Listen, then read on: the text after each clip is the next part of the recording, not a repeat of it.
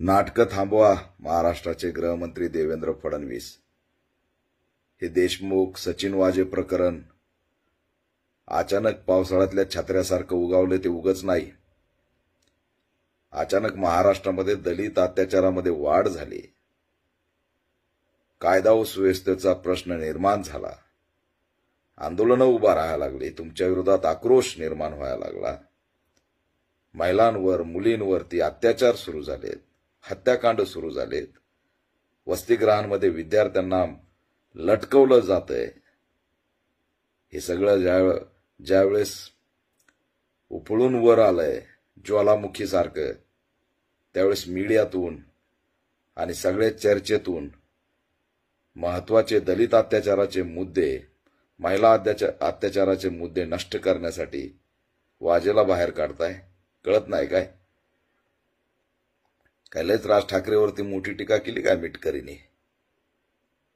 काय राणे उडी काय घेतायत, धमक्या काय देतायत, गाड्या काय फोडतायत, जितेंद्र आव्हाडांची गाडी काय फोडताय?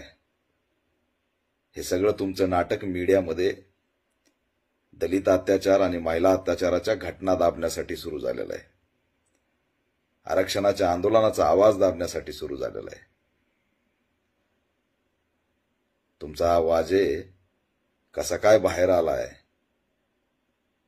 काही वर्ष जेलमध्ये राहून कुणीतरी येऊन मोटरसायकलची रॅली काढली म्हणून तात्काळ पुन्हा जेलमध्ये टाकला।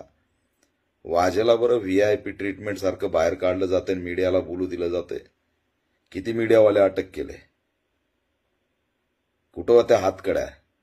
2-2 हत्याकांड करणाऱ्याला मीडियासमोर बोलता येतं? समजत नाही आम्हाला ही नौटंकी काय। केवळ अन्याय अत्याचाराच्या घटना दाबण्यासाठी आणि नाकारतेपणा, कायदा व सुव्यवस्था, राजीनामा द्या आणि नौटंकी सोडा।